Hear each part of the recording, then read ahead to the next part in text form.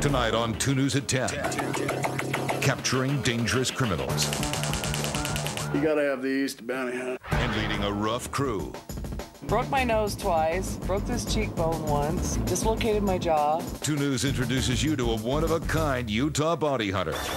Remember, this guy's armed. Discover how crooks try to hide on your streets. 3 counts of aggravated assault. And how she finds them. Tonight on 2 News at 10.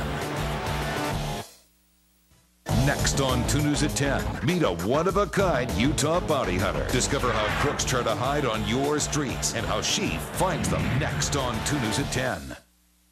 Well, when you hear the words bounty hunter, you might think of vigilantes who operate just below the legal radar to hunt down bad guys. In real life, though, the bounty hunters perform a very important service, but how legal is the job they do in the state of Utah?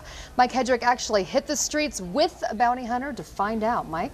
Mark, Sean, if they do their job correctly, they are completely legal. Now, basically what a bounty hunter does is they execute warrants on alleged criminals who post bail, but they fail to show up for court. Dog the Bounty Hunter, probably one of the most well-known bounty hunters out there. But there is a woman right here in Utah who is cleaning up the streets of the Salt Lake Valley. We don't know if they're innocent or guilty. You never know what you're walking into. Things can turn violent. It is a Tuesday night in Salt Lake. It's coming down. Open it. And there's a rough-looking group of characters roaming the city and forcing their way through a series of very specific doors. Will you grab her off? And as frightening as this may look and sound, these guys are not a gang of wanted criminals. They are private citizens, locked and loaded and legally putting people in cuffs. I'm Mark Swanson, and I'm a part-time bounty hunter. My name is Dave Hendricks.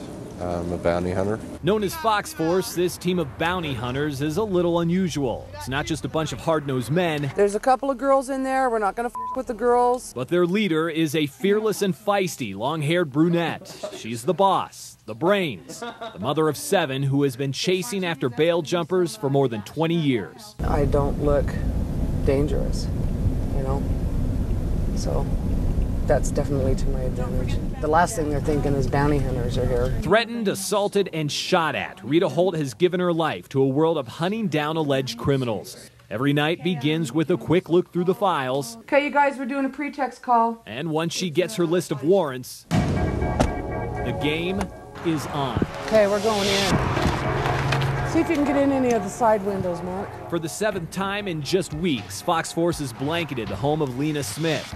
She posted bail for DUI and criminal mischief charges, but never showed up for court. Tonight, son of a... it's discovered she moved out just days ago. It's not like TV where you just go out and every time they go out they get their guys. It's slow and there's a lot of tedious work. 1593 West, 800 South. So to the next house they go, where there is a warrant for an alleged animal abuser. And while it's his given place of residence, the story, Amy Johnson is his girlfriend, is many times the same. We're clear! The suspect is believed to have fled state boundaries, nowhere to be found. That's their job. It's their job to lie and run. It's our job to lie and find them. Viewed by many as gunslinging police wannabes, we get a little bit of a bad rap sometimes. Each bounty hunter on staff has been trained, is licensed by the state and registered to carry a gun. Legally speaking, nice and smooth. I'm going in. Rita and company are well within their right to force their way inside of a home and cart people off to jail. The only catch, I'm gonna kick the door in. You can open it or I'm kicking it in. They have to be absolutely certain the person they're looking for, Open the door, see ya! is inside of the home. Terry Scribner is wanted for skipping bail on drug charges and fleeing police. And true to form, attempts to hide from the bounty hunters. Hey, come on out, big guy. There you are. Come on, Terry. Come on, Terry.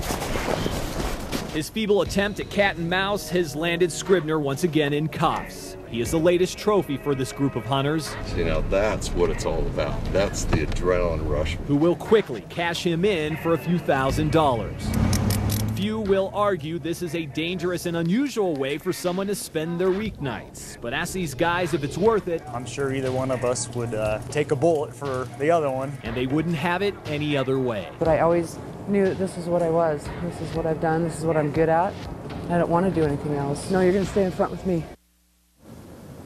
Now, we couldn't get law enforcement to go on camera with us, but there's kind of a general sense out there that cops don't like bounty hunters, and basically because bounty hunters aren't trained in the same way that police officers are. But the numbers show the impact that bounty hunters have. We understand that in the United States alone, bounty hunters catch an estimated 30,000 plus bail jumpers out there. That's about 90% of the bail jumpers, so they get their people most of the time.